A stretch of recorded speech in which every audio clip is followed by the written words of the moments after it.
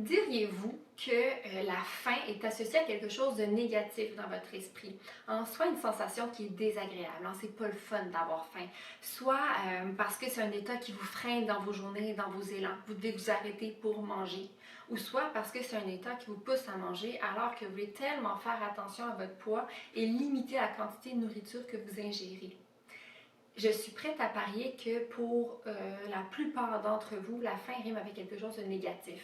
Et je trouve ça dommage parce que cet état-là a vraiment mauvaise figure alors que c'est un allié extraordinaire. Donc, dans ma capsule d'aujourd'hui, je vais vous démontrer à quel point la faim est un ami.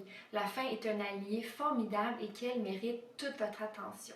Je vous propose de revenir à la base avec un grand B. À quoi sert la faim? C'est quoi la faim?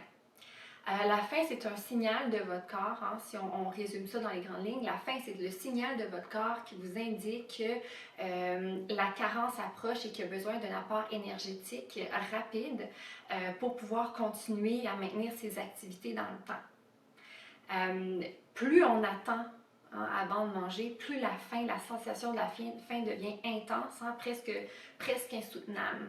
Et à partir du moment où on commence à manger, la sensation de faim diminue au fil des bouchées pour faire place tranquillement à une sensation de rassasiement.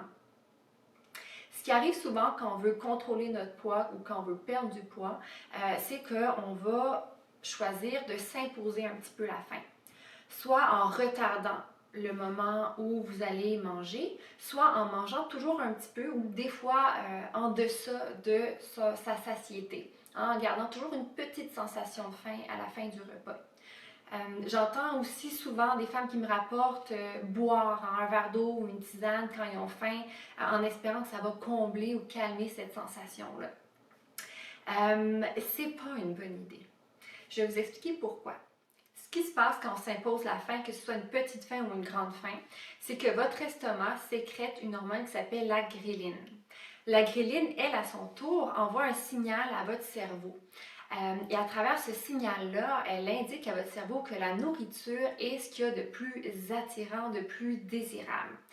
Votre cerveau, lui, devient hyper vigilant, devient très attentif à toute source de nourriture qu'il pourrait trouver dans son environnement. C'est précisément dans cet état-là qu'on est plus susceptible de faire des mauvais choix alimentaires. Donc, c'est-à-dire manger trop, en trop grande quantité et faire des mauvais choix d'aliments, se tourner vers des aliments beaucoup moins sains que ce qu'on prendrait en temps normal. Le meilleur exemple pour illustrer ça, c'est l'histoire de cette personne qui fait l'épicerie le ventre vide, alors qu'elle a faim. Alors, on a tous été cette personne-là à un moment ou à un autre. Rappelez-vous de quoi avait l'air votre panier d'épicerie. Le panier d'épicerie de cette personne-là est rempli à craquer, puis il y a tout et n'importe quoi dans le panier. C'est pas nécessairement les choix qu'elle aurait fait en temps normal. Il y a beaucoup de personnes qui vont associer ça à un manque de volonté. Je voulais faire attention, je voulais manger un petit peu moins, puis là j'ai craqué, j'ai donc pas de volonté, je suis donc bien lâche. C'est des choses que j'entends souvent.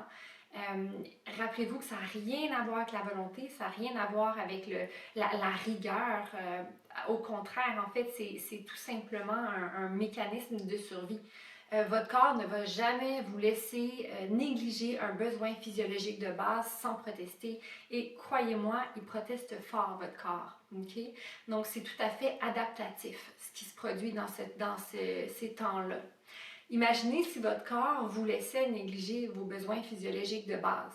Manger, boire, aller aux toilettes, dormir. L'espèce humaine n'irait pas très loin. Donc, tout ça pour dire que c'est important d'être à l'écoute de sa faim et de respecter sa faim. Ça ne sert à rien de retarder le moment où vous allez manger ou de manger en deçà de votre appétit. Ce chemin-là risque de vous jouer des tours. Okay? Un autre cas de figure dont on parle un peu plus et qui nous dérange un petit peu plus de manière collective, c'est le fait de trop manger. On se plaint beaucoup plus de trop manger que de ne pas manger suffisamment. Donc, je pense que je n'ai pas besoin de rentrer énormément dans les détails. À partir du moment où vous mangez au-delà de votre appétit pendant les repas ou à partir du moment où vous mangez alors qu'il n'y a pas de faim, vous retrouvez à apporter plus d'énergie, un plus grand apport énergétique à votre corps que ce qu'il dépense. Et c'est précisément dans ce cas de figure qu'on est sujet à prendre du poids. OK? Donc, si vous êtes soucieux d'avoir un rapport à l'alimentation qui est sain, un rapport à la nourriture qui est sain, si vous êtes soucieux de préserver un poids stable dans le temps, de préserver votre poids naturel, la meilleure chose à faire, c'est d'être à l'écoute de votre faim et de respecter surtout cette faim-là en mangeant ni plus ni moins, mais à votre faim. Dans la prochaine capsule, je vais vous donner mes petits trucs en fait pour apprendre à reconnaître la faim, la distinguer. Comment est-ce qu'on distingue la faim de la gourmandise? Comment est-ce qu'on distingue la faim du rassasiement? Donc ça, on va tout voir ça dans une prochaine capsule. Et sinon, je vous dis bonne semaine et n'oubliez pas de porter attention à vos sensations de faim.